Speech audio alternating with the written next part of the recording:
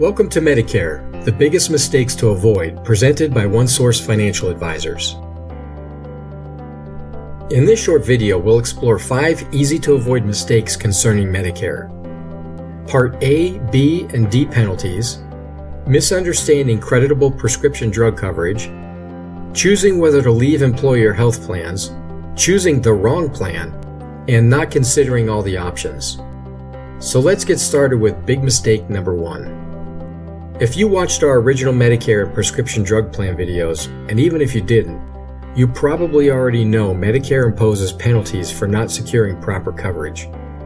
If not already receiving Medicare due to a qualifying disability, you must sign up for Medicare Parts A, B, and D when you turn 65 to avoid any potential penalties, unless you have other coverage that excuses the penalties. For most people, Medicare Part A is already funded, as discussed in our Medicare Part A video, so there's no penalty. However, for those who are required to pay a Part A premium but fail to purchase it when required, a 2-year 10% surcharge may be applied for every year you should have had Part A but didn't. So if you didn't have Part A coverage for 3 years, the 10% penalty would be applied for 6 years. The penalty for Part B is also 10%, but it's payable for as long as you have Part B coverage, and the 10% is applicable for every 12-month period you should have had Part B but didn't. So, if you become eligible for Part B in March of 2010, but waited to sign up until December of 2013, the Part B penalty would be 30%. 10% for each of the 3 full 12-month periods between March 2010 and March 2013. Key point: for Parts A and B, an individual is not required to enroll in Medicare when they turn 65 if they are covered by a group employer health plan. Instead, they're granted an 8-month special enrollment period after separating from the plan to avoid any penalties. The penalty for Part D is a little more complex. For every full month you're eligible for Medicare Part D, but don't have creditable prescription drug coverage, the penalty is 1% of the national base beneficiary premium, which may be different than the premium of the prescription drug plan you join. That may seem fairly straightforward, but what is big mistake number 2, creditable prescription drug coverage?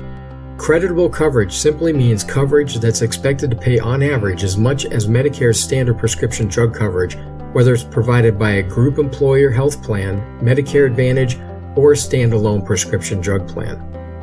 If creditable coverage is terminated for any reason after you become eligible for Medicare, you must acquire Part D coverage within 63 days to avoid a penalty. That leads us to the importance of big mistake number 3. If you're still working and covered by an employer or union's group health plan, it's important to speak with the group's plan administrator before you make any decisions about Medicare.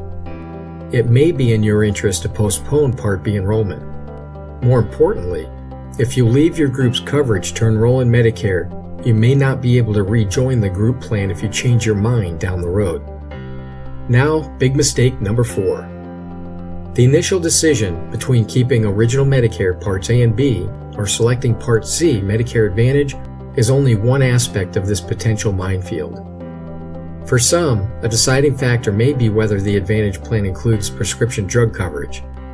When considering Advantage plans or standalone prescription drug plans, it's important to account for the total out-of-pocket expenses for both healthcare and the specific prescriptions and dosages you take, along with where you purchase your drugs. If you're a do-it-yourselfer, Medicare.gov has an excellent tool to help you determine which Medicare Advantage or prescription drug plan best meets your exact needs.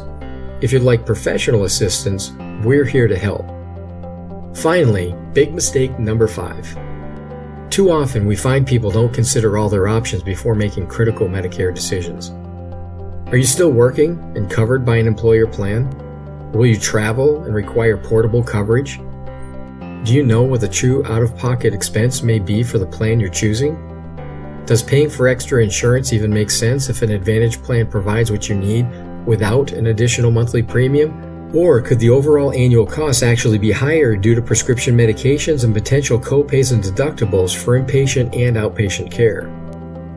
Is the cheapest alternative always the best, or should you also consider the financial strength and claims paying ability of the insurer, if the premiums are competitive. So many things to consider. As you explore our site and contemplate your options, we're more than happy to answer any questions or concerns you may have regarding Medicare, Social Security, or anything else related to a successful retirement.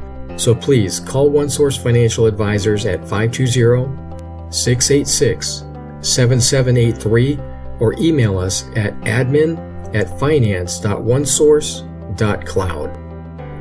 Thank you for watching. You may also want to view our videos regarding Original Medicare, Medicare Advantage plans, prescription drug plans, Medicare supplements, and how to enroll and disenroll.